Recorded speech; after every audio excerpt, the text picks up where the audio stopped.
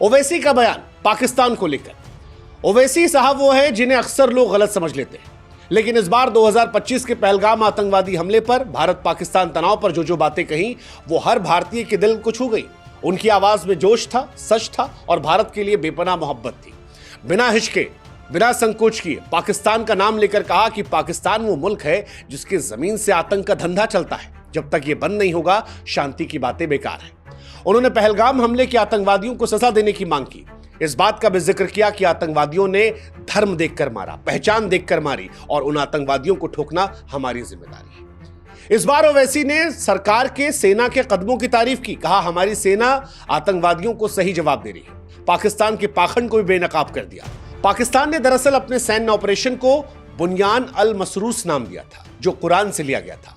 ओवैसी ने इसे झूठ का ढोंग करार दिया। कहा ये वही लोग हैं जिन्होंने 9/11 हमले के बाद मुसलमानों को अमेरिका में बेचा, पुंछ में मासूमों को मारा, बलूचिस्तान में जुल्म किए। इन्हें इस्लाम की बात करने का कोई भी हक नहीं है। इनकी ये बातें पाकिस्तान की दोहरी नीति को दुनिया के सामने ला रहे हैं।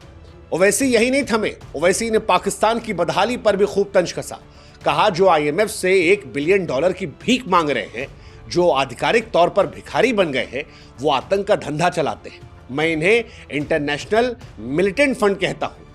उन्होंने अमेरिका पर भी सवाल उठाया। कहा अमेरिका, जर्मनी, जापान जैसे देश एक आतंकवादी देश को इतने पैसे क्यों देते हैं। टर्की से भी कहा कि जब तुम अपने राष्ट्र की सुरक्षा के लिए दुश्मन पर हमला करते हो तब तुमने नहीं सोचा भारत जब कर रहा है तो भारत पर सवाल क्यों खड़े करते हो। ओवैसी का टर्की पर सवाल उठाना, पाकिस्तान पर सवाल उठाना इस देश में लोगों को ताकत देता है, क्योंकि कई बार लोग धर्म के नाम पर सॉफ्ट होते हैं। लेकिन जब ओवैसी जैसा नेता इतनी मजबूती से, इतने तीखे तंज में ये बात कहता है कि मुसलमान हम बाद में हैं, पहले हम भारत के वासी हैं और भारत सबसे पहले आता है, तो फिर इस देश में यंग लड़के जो ओवैसी को सुन रहे हैं उन्हें भी एक नया जोश मिलता है और देशभक्ति की भावना से वो भी लबरेज होते हैं। बिहार के मोतिहारी में तिरंगे की पगड़ी पहनकर ओवैसी ने हुंकार भरी। कहा मैं भारत से मोहब्बत करता हूं। मेरी आलोचना वोट की सियासत के लिए नहीं, सच्ची देशभक्ति के लिए है। ओवैसी ने इस देश के मुसलमानों से कहा कि अगर जिहाद करने का शौक है तो फिर आतंकवाद के खिलाफ जिहाद करो। भारतीय मुसलमानों के सामने जब ओवैसी ने बातें कही तो ये देश को एकजुट करने वाली बात थी और इसीलिए आज हम कह रहे हैं कि ओवैसी साहब को सलाम है। ओवैसी ने भारत के 23 करोड़ मुसलमानों से कहा कि सुनो, हम वो मुसलमान हैं जिन्होंने 2 राष्ट्र के सिद्धांत को ठुकराया, लोकतांत्रिक भारत चुना। हम पाकिस्तान नहीं है। पाकिस्तान वो है जो दुनिया भर में जुल्म करता है, बलूचिस्तान में मुसलमानों को मारता है। हम उनकी तरह नहीं हैं, हम अलग हैं। ओवैसी की तरह एक और नेता उमर अब्दुल्ला, उन्होंने भी जो कुछ कहा वो भारत को मजबूत करने वाला था। जम्मू कश्मीर के मुख्यमंत्री उमर अब्दुल्ला कश्मीर को लेकर ऐसी आवाज उठाई जो इस्लामाबाद तक को दहलाने वाली थी। जिस संयम, जिस ताकत, जिस संवेदनशीलता से उन्होंने बात रखी, यकीन मानिए इससे भारत को मजबूती मिली। कई बार दुनिया कश्मीर को भारत से अलग करके देखती है। कई बार दुनिया कश्मीर के लोगों की बातों को हाईलाइट करने की कोशिश करती है और ऐसे में उमर अब्दुल्ला ने जो बातें कही वो भारत को मजबूत कर रही थी, पाकिस्तान को कमजोर कर रही थी। क्योंकि उमर अब्दुल्ला ने कश्मीर और भारत की आवाज बनते हुए पाकिस्तान को आड़े हाथों लिया और कहा कि साहब आप तो जांच करने से इनकार कर रहे थे, आप शहबाज शरीफ जांच की नौटंकी क्यों करते हैं। सीज फायर को लेकर कहा कि यह अच्छा कदम है, काश पहले हुआ होता, जिंदगियां बच जाती।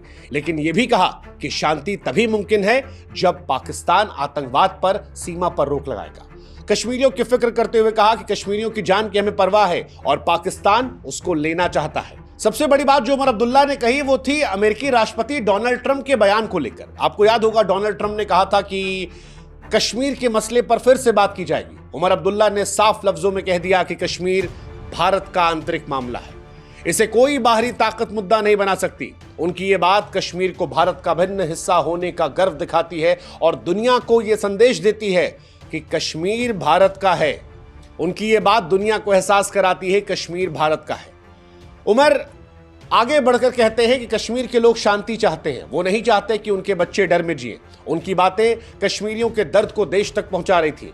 उमर की आवाज ने न सिर्फ पाकिस्तान को जवाब दिया बल्कि कश्मीरियों को भी यह भरोसा दिया कि वो अकेले नहीं हैं। उनकी शांति की अपील, जवाबदेही की मांग ने आज पूरे देश का दिल जीत लिया है। उमर अब्दुल्ला ने जो कहा वो कश्मीर और कश्मीरियत से आई वो आवाज थी जिसे पूरा देश आज महसूस कर रहा है।